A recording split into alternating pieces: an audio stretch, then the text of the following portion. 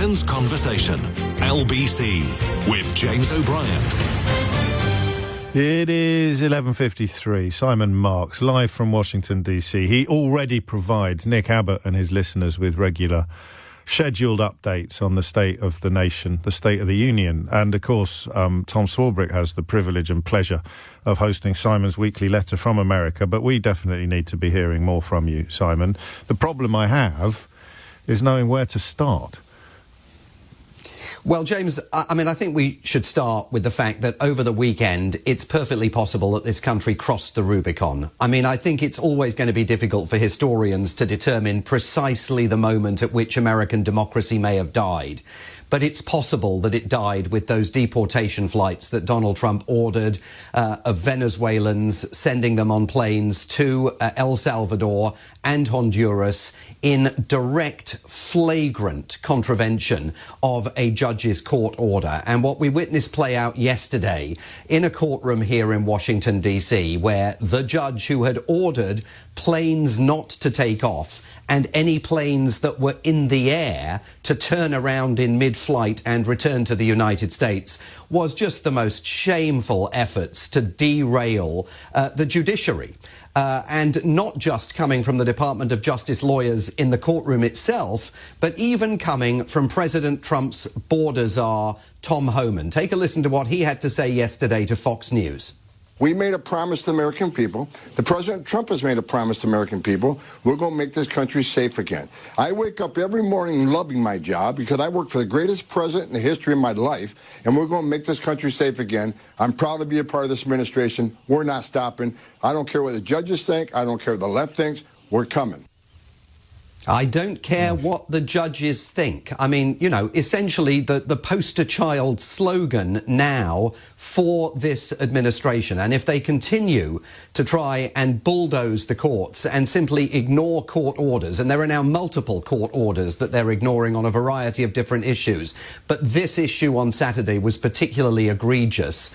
At that point, America's constitutional order has died. And for people who perhaps are seduced by the claims that the deportees were all gang members, which they may be, the point is nothing had been proved. There had been no due process. They were rounded up. There have been no trials. They have rights to be in due process, if you like, and they've just ridden roughshod over all of that. So this is how it always happens, Simon, and the idea that you start off attacking the rule of law using individuals who don't necessarily generate public sympathy, but the point is you have now ridden roughshod over the rule of law, which means its guaranteed protection of everybody has been jeopardised, if not, to listen to you, if not already actually removed. Yes, absolutely. Those 238 detainees that were taken to El Salvador, filmed on their arrival, being manhandled, pretty brutally treated by the El Salvadorian authorities. El Salvador, of course, is being paid by the United States now to detain them. They were all thrown into a terrorist detention center where they're going to be engaged in hard labor for at least the next year.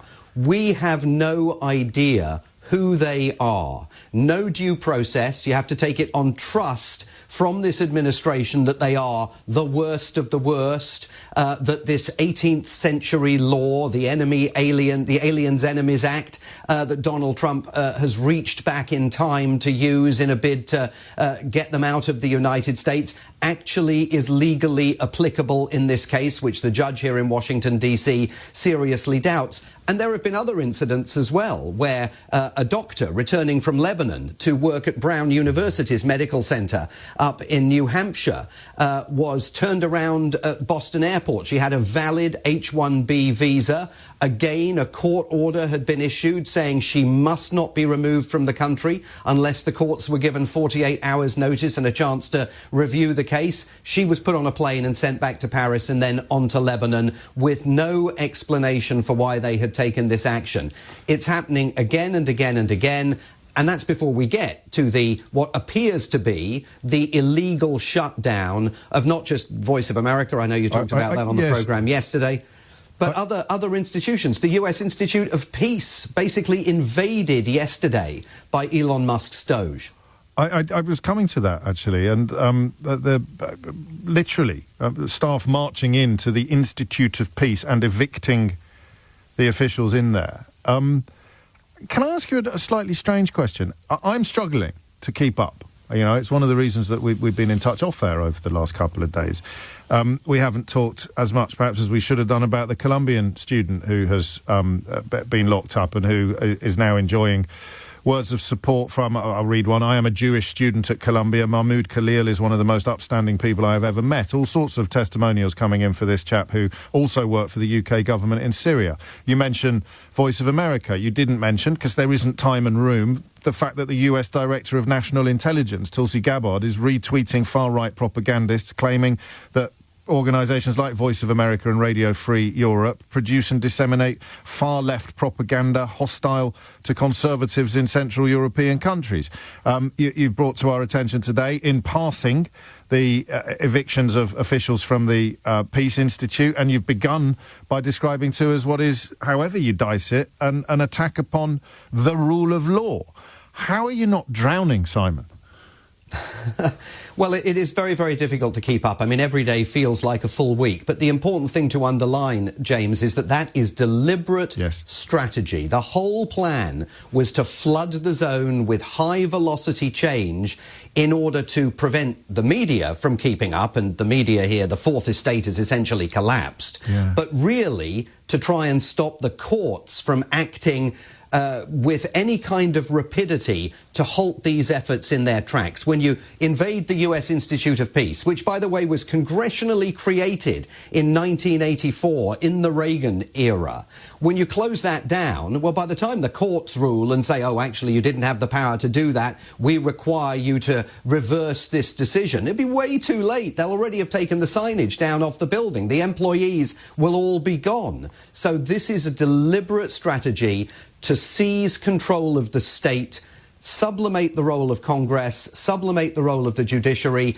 and to do it as rapidly as possible in order to knock everybody onto the back foot. And it's unlikely that Donald Trump is the mastermind behind this plan, isn't it, still, or does that make me sound naive? Well, he's certainly the man signing the executive orders. I mean, there's no question about that. But the executive orders are being prepared for him. And there was a written plan for this that Donald Trump on the campaign trail denied any knowledge of, Project 2025. They are implementing Project 2025 to the letter, which is why a growing number of observers here think that the correct prism through which to view this government is not to think of this as a Republican administration.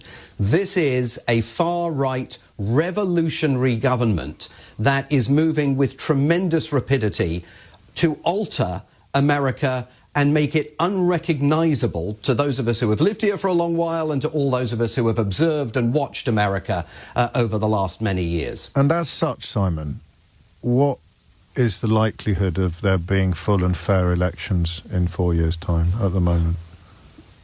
I think it's very hard to see that is necessarily going to happen. I mean, there's been all of this excitement about, Rahm Emanuel, the former ambassador to Japan, mayor of Chicago, Pete Buttigieg. They're thinking of running for the Democratic Party's presidential nomination in 2028. And the commentary here is rooted in the notion that 2028 is going to be a normal election cycle. I think it's hard to imagine that that's necessarily going to be the case, and it's hard to imagine next year's midterms will necessarily run along traditional lines. Thank you. I mean, your input more valuable than ever, but you'll forgive me for not being cheered by it, Simon Marks. Absolutely.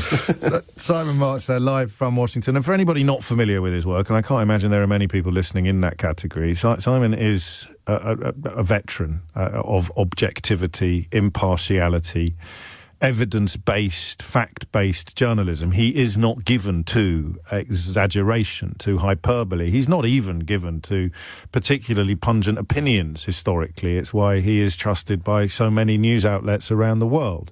So to hear a friend and colleague speaking about events in the United States of America in those terms is chilling. Absolutely chilling.